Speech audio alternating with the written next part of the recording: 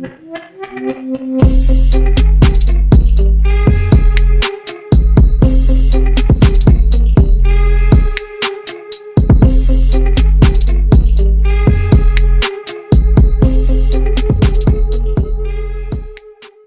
दोस्तों, नमस्कार। स्वागत है आपका the advance agriculture YouTube channel पर।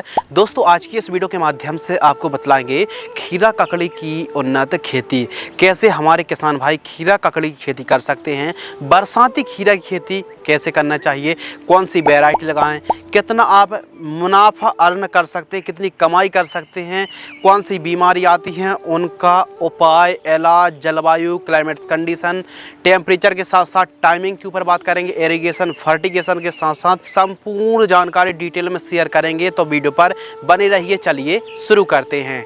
सबसे पहले बात करते हैं टाइमिंग यानी समय। तो हर एक फसल के लिए टाइमिंग बहुत ज़्यादा ज़रूरी है। तो इसके लिए बरसात के लिए जून, जुलाई और अगस्त महीने पर दोस्तों आप खेती कर सकते हैं।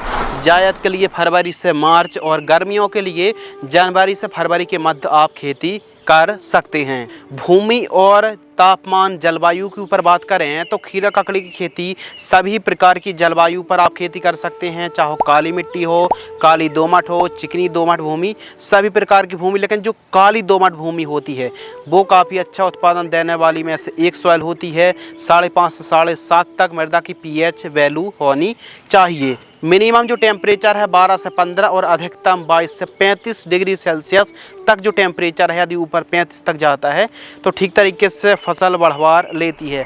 लेकिन 35-40 से यदि ऊपर का टेम्परेचर रहता है तो फ्लावरिंग सेट ठीक तरीके से नहीं होते हैं। खेत की तैयारी आप नॉर्मल तरीके से कल्टीवेटर, रोटावेटर से आपको ठीक तरीके से प्लोविंग कराना चाहिए, खेत की तैयारी कराना चाहिए, उत्तम जल निकास का प्रबंध होना चाहिए। यदि आप बरसाती दिनों पर खीरा ककड़ी की खेती कर रहे हैं तो जितनी ज़्यादा साफ़ सफाई रखेंगे फसल अच्छी बढ़वार लेगी। उन्नतशील किस्मों के ऊपर दोस्तों बात करते हैं तो जो वैरायटी है VNR सीड्स की क्रिस के नाम से आती है, सिजेंटा कंपनी की कुकुम्बर ग्लोसी के नाम से आती है। इसके अलावा ईस्ट वेस्ट की नाजिया F1, इसके साथ सफल बायो सोफिया F1 के नाम से आती है और माहिको की माही सिडोना के नाम से आती है। इन किस्मों को आप लगा सकते हैं। काफ़ी अच्छा उत्पादन देने वाली किस्मों में से एक है। इन किस्मों का प्रोडक्शन काफ़ी बढ़िया है। इनके पहले भी किसी आपने अन्य कंपनी की वैरायटी लगाई है अच्छा उत्पादन देने वाली किस्मों में से एक है तो उसका नाम आप कमेंट सेक्शन में लिख सकते हैं। प्रति एकड़ सीड्स के ऊपर दोस्तों बात करते हैं तो एक एकड़ में 600 से 700 ग्राम सीड्स की रिक्वायरमेंट पड़ने वाली जानकारी प्रति एकड़ की दर से शेयर कर रहे हैं। बीज उपचार भी दोस्तों आप कर सकते हैं। यदि समस्या अंकुरण में आती है तो इसके लिए ट्राइकोडर्मा 5 ग्राम प्रति किलोग्राम की दर से बीज उपचार करेंगे तो बेहतरीन रिजल्ट देखने के लिए मिलेंगे। बेसल डोज के ऊपर दोस्तों बात करते हैं तो जब भी आप बुआई करते हैं तो एक अच्छा उत्पादन के लिए प्राइमरी न्यूट्रिएंट बहुत ज़्यादा ज़रूरी हैं। तो इसके लिए DAP di ammonium phosphate 50 kilogram, SSP 100 kilogram, MOP 20 kilogram, Regent 5 kilogram और गोबर की खाद 2 से 3 ट्रॉली आपको इस्तेमाल करना चाहिए। तो दोस्तों यदि आप बेड विधि से खेती कर रहे हैं तो बेड के ऊपर देकर सिंचाई करें। तो बेड किस प्रकार तैयार करना है तो बेड की जो चौड़ाई दोस्तों आपको रखनी है, बेड मेकर है फिर बेड राइजर्स हैं, बेड प्रिपरेशन कराना चाहिए। बेड की चौड़ाई 3 फीट और बेड से बेड की दूरी दोस्तों आपको 5 फीट रखनी चाहिए। बेड की ऊंचाई 1 फीट रखनी चाहिए। तो इस प्रकार बेड विधि से खेती करें।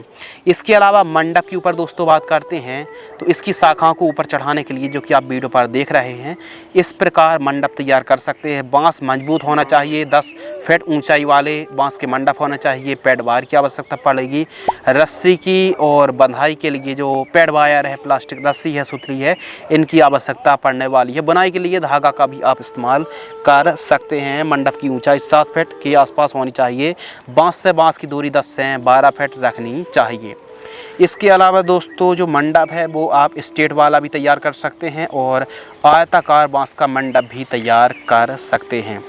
तो इस हिसाब से आपको खेती करनी चाहिए। ड्रिप आप 16 mm लगवा सकते हैं। मल्चिंग पेपर 25 से 30 माइक्रोन का मल्चिंग पेपर लगाइए। लेकिन खीरा ककड़ी की क्रॉप कम दिन की फसल है तो 25 माइक्रोन का मल्चिंग पेपर भी काफ़ी अच्छा रहने वाला है। प्लांट डिस्टेंस, पौधे से पौधे की दूरी आपको 2 से 3 फीट रखनी चाहिए। 3 से 4 सेंटीमीटर गहराई पर आपको खेती करनी चाहिए। तो इस हिसाब से डिस्टेंस आपको रखना चाहिए। सिंचाई के ऊपर बात करें तो ड्रिप से आप खेती कर रहे हैं दोस्तों तो आपको तकरीबन 2 से 3 दिनों का अंतराल रख के सिंचाई करनी चाहिए। फ्लैट एरीगेशन से 5 से 7 दिनों का अंतर रखना चाहिए। यदि आप खरीफ सीजन पर बरसाती खीरे ककड़ी की खेती कर रहे हैं, बरसात ना हो रही हो तो सिंचाई ज़रूर करना चाहिए। और यदि बरसात फ्लावरिंग स्टेज पर नहीं होती है तो सिंचाई करेंगे तो बेहतरीन लाभ देखने के लिए मिलेगा। वीड कंट्रोल के ऊपर दोस्तों बात करते हैं तो निराई गुड़ाई सबसे बेस्ट है।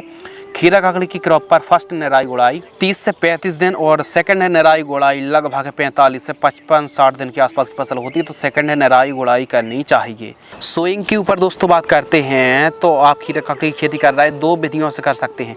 एक तो फील्ड पर डायरेक्ट आप बीजों की बुआई भी कर सकते हैं 2 बीजों की।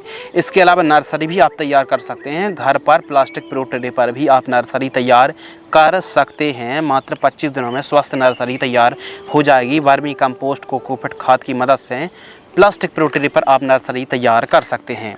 इसके अलावा सोइंग आप डायरेक्ट फील्ड पर भी कर सकते हैं। स्प्रे शेड्यूल के ऊपर दोस्तों बात करते हैं जो कि काफ़ी ज़्यादा इम्पोर्टेंट और महत्वपूर्ण है।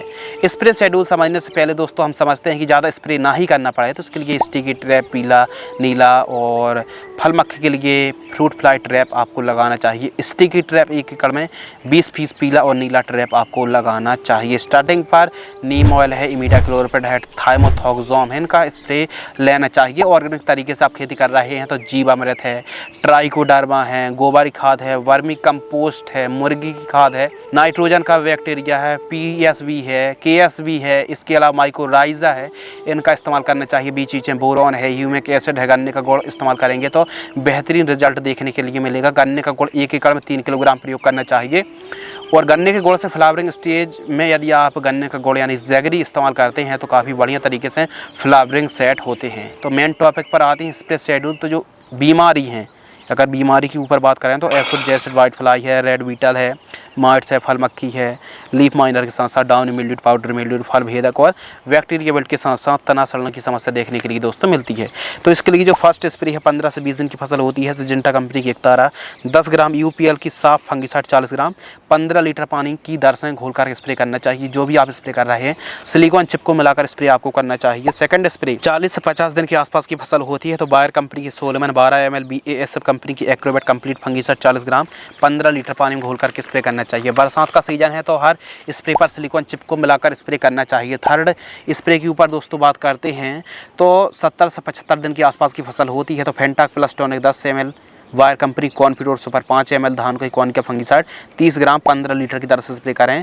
फोर्थ स्प्रे 100 से 120 दिन के आसपास की फसल होती है तो बायर कंपनी की Melody duo 40 gram, emamectin benzoate 5% SG Proclaim आपको लेना है दोस्तों 10 ग्राम 15 लीटर की दर से स्प्रे करना चाहिए। तो इस हिसाब से आपको स्प्रे शेड्यूल चलाना चाहिए। अब बात करते हैं खाद शेड्यूल यानी फर्टिगेशन शेड्यूल। तो खाद शेड्यूल खाद देने का 2 तरीका है। यदि आप साधारण नॉर्मल तरीके से खेती करते हैं तो जो खाद का शेड्यूल है, फर्स्ट खाद 25 से 30 दिन की फसल होती है, सेकंड खाद 45 से 50 दिन और थर्ड खाद 70 से 75 दिन, फोर्थ खाद 100 से 120 दिन की फसल होती है।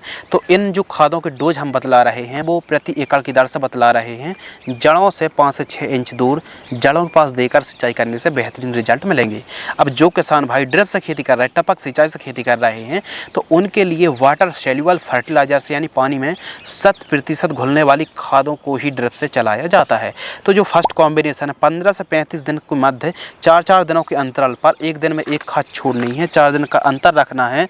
NPK 19-19-19 2 kilogram NPK 1261-0 1744-0 micro nutrient है 500 ग्राम ह्यूमिक एसिड। दोस्तों जो आप वीडियो पर देख रहे हैं, फोटो पर देख रहे हैं, ये फर्टिगेशन शेड्यूल है। डोज इस प्रकार आपको चलाना चाहिए, एक दिन में एक खाद। सेकंड कॉम्बिनेशन 40 से 65 दिन के बाद 5-5 दिनों का अंतर रखना चाहिए। इसके अलावा दोस्तों थर्ड कॉम्बिनेशन 70 से 120 दिन की फसल होती है तो NPK 0050 5 kilogram, NPK 13045 5 kilogram, ammonium sulphate 5 kilogram, SOP 5 kilogram, इनको एक दिन में एक खाद इस्तेमाल करें। फिर 5 दिन का अंतर रखना चाहिए। इस प्रकार फर्टिगेशन शेड्यूल चलाना चाहिए। यदि आप खीरा ककड़ी की खेती करते हैं, कम दिन की फसल है तो इसीलिए 20 माइक्रोन का मल्चिंग पेपर लगाएं, 20 से अधिकतम 25 माइक्रोन का। लाइफ साइकिल के ऊपर दोस्तों बात करते हैं तो 90 दिन से लेकर 100 दिन के आसपास तक फसल चलती है। इससे भी थोड़ा 3.5 महीने तक चल जाती है। लेकिन जो प्रथम तोड़ाई है 55 से 60 दिन के आसपास की फसल होती है तो फर्स्ट हार्वेस्टिंग के लिए तैयार हो जाती है। बाज़ार भाव के ऊपर दोस्तों बात करते हैं तो 10 रुपये से लेके 60 रुपये 70 रुपये प्रति किलोग्राम तक का रेट देखने के लिए मिलता है। मार्केटिंग रेट हमेशा फ्लेक्सिबल रहता है, तो इस हिसाब से ऊपर और नीचे हो सकता है। तो लागत के ऊपर अगर बात करें तो 1 एकड़ में 20 से 25 हज़ार रुपये के आसपास लागत लगने वाली है। उत्पादन प्रोडक्शन के ऊपर दोस्तों बात करते हैं तो किस्में, वैरायटी, जलवायु, क्लाइमेट कंडीशन और भूमि के हिसाब से उत्पादन कम और ज़्यादा हो सकता है। यदि आप व्यवस्थित वैज्ञानिक तरीके से खेती करते हैं तो 1 एकड़ में 160 से 180 क्विंटल प्रति एकड़ की दर से उत्पादन होता है। मुनाफा के ऊपर दोस्तों बात करते हैं, यदि 20 रुपये केजी का ही रेट मिल जाता है, यानी 2000 रुपये क्विंटल, और 2000 में यदि दोस्तों हम इंटू कर देंगे 150 का, तो 3 लाख रुपए के आसपास हमारा मुनाफा आ गया। मुनाफा में से लागत को घटा देंगे, मुनाफा होगा 3 लाख और जो हमारी लागत लगी वो लगी 25,000। तो जो नेट प्रॉफिट है वो 2 लाख है, लगभग 75,000, 2,75,000 रुपये के आसपास हमारा नेट प्रॉफिट यानी शुद्ध आमदनी आ गई। यदि दोस्तों आपको रेट अच्छे मिलते हैं, क्योंकि हमने रेट 20 रुपये का बताया है, अच्छे रेट भी किसानों को मिलते हैं, 30 रुपये, 40 रुपये, 50 रुपये प्रति किलोग्राम तक का रेट देखने के लिए मिलता है, तो रेट बढ़ता है। तो जो आमदनी 2.25 लाख रुपये के आसपास हो रही है, वो आमदनी 1 एकड़ में 5 लाख रुपये से लेके 7 लाख रुपये तक बड़े आराम से आप कमाई कर सकते हैं। उत्पादन भी इससे ज़्यादा ही हो जाता है। तो एक हमने स्टैंडर्ड, एक एवरेज हमने आपको प्रॉफिट बतलाया है। बाकी आप खीरा ककड़ी की यदि व्यवस्थित तरीके से रोग बीमारी को कंट्रोल करते हैं तो इससे भी बढ़िया आपको मुनाफा देखने के लिए मिल सकता है। आज की इस वीडियो के माध्यम से दोस्तों आपको बतलाया खीरा ककड़ी की उन्नत खेती।